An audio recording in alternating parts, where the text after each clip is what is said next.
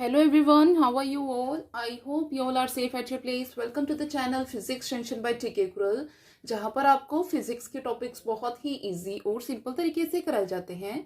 साथ ही आपको नोट्स भी प्रोवाइड कराए जाते हैं ताकि आपको टॉपिक से रिगार्डिंग कोई भी प्रॉब्लम ना हो। हमारा जो आज का टॉपिक है वो है थिन प्रिज्म और इसी के ही साथ हम एक और डेफिनेशन स्टडी करेंगे जो है डिस्पर्जन ऑफ लाइट। सबसे पहले मैं बात कर लेती हूँ थिन प्रिज्म की। प्रिज्म के बारे में मैंने आपको पूरी डिटेल स्टडी कराई है प्रीवियस टॉपिक्स के अंदर। वो उसका लिंक मैं आपको डिस्क्रिप्शन में प्रोवाइड कर दूंगी, आप वहां पे जाके चेक कर सकते हैं। ये फिगर मैंने वहीं से ही ली हुई है, फिगर मैंने अच्छी तरह से वहां पे समझाई हुई है, तो उसके लिए आपको प्रीवियस वीडियोस जो है वो देखनी पड़ेगी। और यहाँ पे वो जो टॉपिक्स मैं करवा चुकी हूँ, फर्स्ट जो रिफ्लेक्शन थ्रू अ प्रिज्म था उसी के डायरेक्ट रिजल्ट्स इसके अंदर यूज होंगे, उसी को ही हम फर्दर सिंप्लीफाई करके थिन प्रिज्म को भी समझेंगे। तो आपको जो बहुत ज्यादा जरूरी है कि आप वो वीडियो जाके पहले चेक करें, उसी के बाद आप ये टॉपिक स्टडी कर सकते हैं इजीली। सबसे पहले मैं बात कर लेती हूँ थिन प्रिज्म की। थिन प्रिज्म हमारे पास क्या होता है? थिन का मीन्स क्या होता है? काफी ज्यादा पतला। इसका मतलब क्या है? थिन प्रिज्म हमारे पास वो प्रिज्म होता है जिसका रिफ्रैक्टिंग एंगल या फिर एंगल ऑफ प्रिज्म होता है वो बहुत ही ज्यादा छोटा होता है। ठीक है, थिन प्रिज्म क्या होता है? ऐसा प्रिज्म जिसका जो एंगल है, रिफ्रैक्टिंग एंगल या फिर एंगल ऑफ प्रिज्म, वो बहुत ही ज्यादा क्या होता है? स्मॉल होता है। प्रीवियस आर्टिकल आपको इसके लिए देखना पड़ेगा, वहां पे हमने जो डेविएशन थी वो भी स्टडी की थी, और जो रे है वो कैसे प्रिज्म में से पास करती है हमने वो भी देखी थी।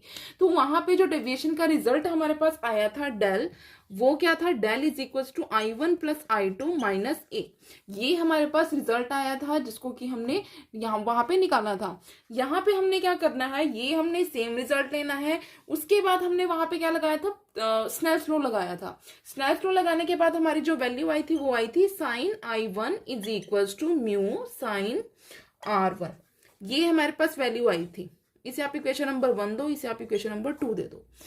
उसके बाद यहाँ पे हमने क्या बोला था कि इनके जो एंगल ऑफ प्रिज्म है वो बहुत ज्यादा स्मॉल होंगे। एंगल ऑफ प्रिज्म मैंने किसको बताया था उस वीडियो के अंदर? ये होता है हमारे पास एंगल ए जो है, क्या होता है? Angle of prism. ये क्या होगा? बहुत ज्यादा स्मॉल होगा। बहुत ज्यादा स्मॉल कैसे होगा? जब हमारे पास इंसिडेंस एंगल स्मॉल होगा, क्योंकि हमारे पास ये जो है किससे रिलेट कर रहा है?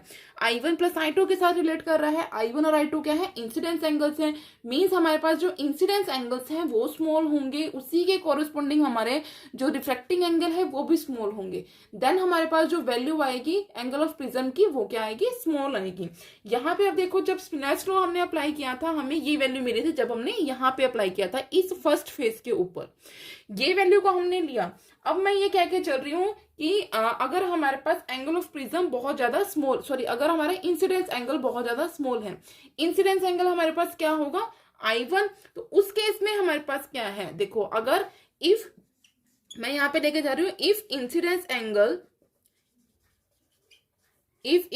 एंगल इज वेरी स्मॉल, उस केस में हमें क्या वैल्यू मिलेगी? देखो, I1 is equal to mu R1। ये वैल्यू हमारे पास आ जाएगी उस केस के अंदर। ये होगी हमारे पास इक्वेशन नंबर 3। अगर ये वाली वैल्यू हमारे पास छोटी होगी, इसी के ही साथ I1 किसके साथ रिलेट कर रहा है? R1 के साथ रिलेट कर रहा है। इट मींस ये R1 जो है रिफ्रैक्टिंग एंगल है, ये भी क्या होगा? बहुत ज्यादा स्मॉल होगा। सो यहाँ पे लिखेंगे R1 is also very small. तब हमें यहाँ पे वैल्यू क्या मिलेगी? देखो, ए हमारे पास रिजल्ट था a is equal to R1 plus R2। अब हमारे पास जो ये रिफ्रैक्टिंग एंगल है ये भी स्मॉल है। मींस अगर ये हमारे पास स्मॉल है तो ये एंगल ऑफ जो हमारा एंगल ऑफ प्रिज्म था ये भी क्या होगा? स्मॉल होगा। जब हमारे पास रिफ्रैक्टिंग एंगल स्मॉल है उस केस में हमारे पास जो ए है हमारे पास, जिसको कि हम एंगल ऑफ प्रिज्म बोलते हैं, ये भी क्या होगा? स्मॉल होगा। अगर ये वाली वैल्यू हमारे पास स्मॉल होगी तब उस केस में हमें यहां से अगर मैं I2 निकालना चाहूं, I2 भी क्या आएगा? R2 म्यू R2 आ जाएगा। ठीक है, I2 अगर मैं निकालना चाहूं तो वो भी क्या आ जाएगा? Mu R2। क्योंकि ये दोनों क्या कर रहे हैं? एक दूसरे के साथ रिलेटेड हैं। क्यों? क्योंकि ये दोनों के दोनों क्या है? रिफ्रैक्टिंग एंगल्स हैं। अब ये वाली इक्वेशन हमारे पास आई है, इसे मैं इक्वेशन नंबर 4 नाम दे रही हूँ। अब I1 की वैल्यू है हमारे पास, I2 की वैल्यू है। इस वैल्यू को जब हम इस इक्वेशन में पुट करेंगे इक्वेशन नंबर 1 में, उस केस में हमारे पास जो वैल्यू हमें मिलेगी वो क्या मिलेगी, equation number 1 implies del is equals to I1 की जगह पे हमने डालना है mu R1 plus mu R2 minus, उसके बाद हमारे पास क्या आता है A, हम यहाँ पे A डाल देंगे सिंपली, ठीक है। यहां पे हमारा म्यू कॉमन आ गया, ये वैल्यू हमारे पास बची है। उसके बाद हमने क्या करना है, ये वाली वैल्यू हमारे पास किसके इक्वल है, ए के इक्वल है, तो ये वैल्यू हमारे पास किसके इक्वल आ जाएगी, ए के इक्वल। तो यहां से अगर मैं ए कॉमन लेना चाहूं तो हमारे पास जो वैल्यू बचेगी वो क्या बचेगी, म्यू -1 इंटू ए। ये हमारे पास वैल्यू आएगी डेविएशन की इस केस के अंदर, थिन प्रिज्म के अंदर, ठीक है। थिन प्रिज्म के अंदर हमारे पास जो डेविएशन है उसकी वैल्यू क्या आएगी, म्यू -1 इंटू ए। इसको क्या बोलते हैं, ये हमारे पास जो डेविएशन है वो कंप्लीटली इंडिपेंडेंट है किससे, आई से। आई क्या था हमारे पास, एंगल ऑफ इंसिडेंस, किसके ऊपर डिपेंड कर रही है, रिफ्रैक्टिव इंडेक्स के ऊपर डिपेंड करेगी। ये टोटल की ये जो पूरी की पूरी वैल्यू है वो इंसिडेंस के ऊपर, एंगल ऑफ इंसिडेंस के ऊपर डिपेंड नहीं करेगी, रादर ये डिपेंड करेगी रिफ्रैक्टिव इंडेक्स के ऊपर डिपेंड करेगी इसकी पूरी की पूरी वैल्यू। इसका मतलब क्या हुआ कि जितनी भी रेज हैं हमारे पास वो क्या कर रही हैं, जो भी उस प्रिज्म में से पास कर रही है वो सेम डेविएशन में से होकर निकल रही हैं। उनके अंदर किसी भी अलग अलग रेज के अंदर कोई भी चेंज नहीं होगा, सारी की सारी जो रेज हैं हमारे पास उनको सेम डेविएशन में से होकर पास होना पड़ेगा। यही था छोटा सा टॉपिक प्रिज्म, आई होप आपको ये समझ में आया होगा। उसके बाद मैं बात कर लेती हूँ डिस्पर्जन ऑफ लाइट की। सो अब हम बात करते हैं डिस्पर्जन ऑफ लाइट की। डिस्पर्जन ऑफ लाइट क्या है, हमारे पास एक फिनोमिना होता है जिसके अंदर जो व्हाइट लाइट है वो बहुत सारे कलर्स के अंदर स्प्लिट हो जाती है, ठीक है। डिस्पर्जन ऑफ लाइट क्या है हमारे पास, ये फिनोमिना है, the phenomena of splitting of a beam of white light into its constituent colours on passing through a prism. जब वो किसी प्रिज्म में से पास करती हैं तो वो अलग अलग कलर्स में अपने आप को डिवाइड कर देती है, बहुत सारे कलर्स उसके अंदर शो होने लगते हैं। यहाँ पे हमारे पास हमने बेसिकली जो स्टडी किया है, हमारे पास 7 बैंड्स का कलर होता है जिसको कि हम क्या बोलते हैं, विबग्योर। आपने अपनी छोटी क्लासेस में पढ़ा होगा, विबग्योर के नाम से हमने स्टडी किया है। जो रेनबो है, आपने रेनबो अगर देखा है तो वहां पे जो कलर्स है हमारे पास 7 कलर्स हमें शो होते हैं। तो उन जो कलर्स हैं उनकी जो ऑर्डर होता है वो क्या होता है, विबग्योर के नाम से हम उसको क्या करते हैं, स्पेसिफाई करते हैं। V stands for violet color, I stands for indigo, B is for blue, G green, Y yellow, O orange, R red। ये हमारे पास जो 7 कलर्स हैं, जब हमारे पास कोई भी रे ऑफ लाइट किसी भी प्रिज्म में से पास करती है तो हमें 7 कलर्स का बैंड जो है वो दिखाई देता है। यहाँ पे आपको एक प्रिज्म दिखाई दे रहा होगा, ये ABC हमारे पास कोई भी प्रिज्म है, इसके ऊपर व्हाइट कलर की लाइट जो है वो इंसिडेंट हुई है इस तरह से। जब वो इसमें से इंसिडेंट हुए हैं तो यहाँ पे हमारा जो ये कलर है व्हाइट कलर, व्हाइट लाइट का जो कलर था वो 7 कलर्स के अंदर स्प्लिट हो गया है, ठीक है। 7 कलर्स के अंदर स्प्लिट हो गया है। यहाँ पे आपको फिगर थोड़ी अच्छे तरीके से बनानी है, यहाँ पे आपको डेविएशन दिखानी है इस तरह से, ये थोड़ा इस तरह से बेंडिंग दिखा के आप यहाँ पे फिगर बनाना, ठीक है। यहाँ अगर नहीं समझ में आएगा तो आप बुक में से भी देख सकते हो। आपको यहाँ पे बेंडिंग दिखानी है थोड़ी सी, ताकि हम क्या दिखा सके कि एंगल के थ्रू इसके अंदर डेविएशन हो रही है। यहाँ पे हमारे पास जो कलर्स हैं वो यहाँ इस तरह इस ऑर्डर में जाएंगे, विबग्योर V से लेके R तक हमारे इस तरह से इस ऑर्डर में कलर्स जाएंगे। उसके बाद अगर मैं बात कर लूं कि यहाँ पे ये जो कलर्स है हमारे पास, ये हमें अलग अलग कलर्स क्यों दिखाई देते हैं, क्या रीजन है इसके पीछे, उसका रीजन क्या होता है। देखो, जब हमारे पास कोई भी व्हाइट लाइट किसी भी प्रिज्म के ऊपर फॉल करती है वो अलग अलग कलर्स के अंदर स्प्लिट होती है। क्यों स्प्लिट होती है, क्योंकि एक जो अलग पर्टिकुलर कलर की जो वेवलेंथ है उसकी एक पर्टिकुलर कैरेक्टरिस्टिक्स होती हैं। हर एक कलर की जो है अलग अलग कैरेक्टरिस्टिक्स होती हैं। यहाँ पे जैसे आपको वॉयलेट कलर दिखाई दे रहा है, सबसे जो फर्स्ट नंबर का कलर है वो है वॉयलेट कलर। इसके अंदर क्या है, रेड कलर के कंपैरिजन में बहुत ज्यादा डेविएशन है। क्यों डेविएशन है इसके अंदर, क्योंकि इसकी जो वेवलेंथ है उसकी कैरेक्टरिस्टिक फीचर्स हैं ऐसी कि यहाँ पे इसकी मैक्सिमम डेविएशन हमें, मैक्सिमम जो इसकी एंगल के थ्रू जो डेविएशन है हमें वो दिखाई देती है।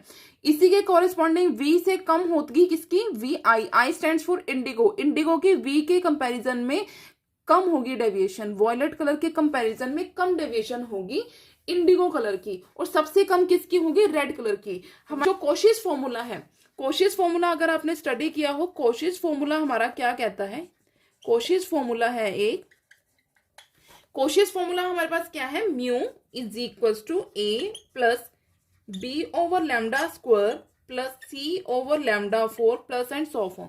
यहाँ पे हमारे पास जो चेंज आ रहा है, डेविएशन जो आ रही है हमारे पास वेवलेंथ, वो लैम्डा की पावर्स में आ रही है।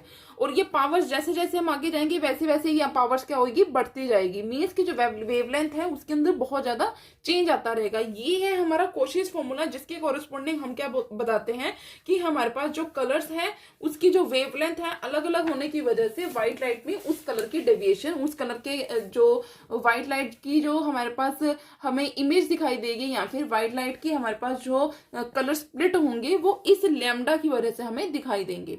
उसके बाद अगर मैं बात करूं यहाँ पे म्यू की, म्यू क्या है हमारे पास, रिफ्रैक्टिव इंडेक्स है। किसका है, मटेरियल का। किसके मटेरियल का, इस प्रिज्म के मटेरियल का, जो कि हमें अलग अलग कलर्स का बैंड दे रहा है।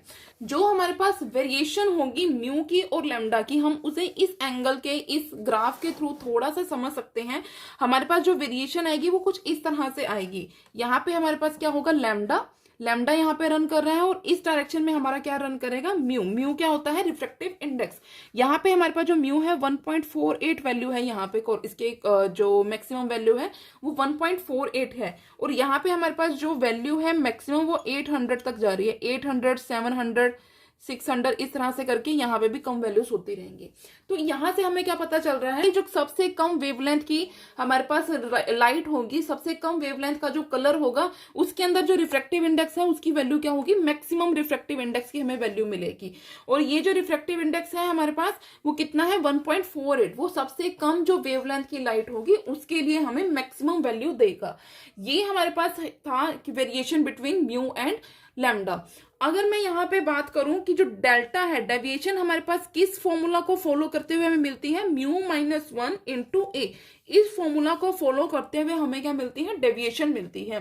और जो म्यू है हमारे पास, जो म्यू की वैल्यू होती है प्रिज्म के लिए वो डिफरेंट होती है अलग अलग कलर्स के लिए। इसीलिए हमारे पास जो अलग अलग कलर्स होते हैं वो अलग अलग एंगल्स के थ्रू क्या करते हैं, डेविएट करते हैं जब वो किसी भी प्रिज्म में से पास करते हैं। इस तरह से हम क्या कर सकते हैं, जो कलर्स हैं एक दूसरे को उनके साथ सेपरेट आउट कर सकते हैं, क्योंकि उनकी जो वेवलेंथ है वो क्या होगी, अलग अलग होगी वेवलेंथ। यहाँ पे जो हमारे पास वैल्यू होगी लैम्डा फॉर वॉयलेट कलर, वो क्या होगी, लेस देन रेड कलर। जो वॉयलेट कलर की हमारे पास वेवलेंथ होगी वो कम होगी as compared to red colour. और इसीलिए हमारे पास, अगर हमारे पास लैम्डा की वैल्यू कम होगी, यहाँ पे क्या था, लैम्डा की वैल्यू कम होगी तो हमें रिफ्रैक्टिव इंडेक्स की वैल्यू क्या मिलेगी, ज्यादा मिलेगी। तो उस केस में हमारे पास mu b is greater than mu r. Refractive index जो है रेड कलर का वो कम हो जाएगा as compared to that of violet colour. अगर ये हो जाएगा हमारे पास, अगर ये वैल्यू हमारे पास मैक्सिमम हो जाएगी वॉयलेट कलर के लिए, तो उस केस में हमारे पास जो ये डेविएशन है वो भी क्या होगी, ज्यादा होगी वॉयलेट कलर के केस में। आई होप ये आपको समझ में आ रहा होगा। तो ये था हमारा छोटा सा टॉपिक, आई होप ये आपको समझ में आया होगा। और अगर यहाँ पे मैं बात करूं मैक्सिमम डेविएशन की, जो वॉयलेट कलर है उसमें क्या होगी, मैक्सिमम डेविएशन होगी as compared to that of other colours. I hope ये वीडियो आपको अच्छी लगी होगी, इसमें कराए हुए टॉपिक्स आपको समझ में आए होंगे। अगर आपको मेरी वीडियो अच्छी लगी हो तो मेरी वीडियो को लाइक करना, मेरे चैनल को सब्सक्राइब करना, ज्यादा से ज्यादा शेयर करना। Thanks for watching.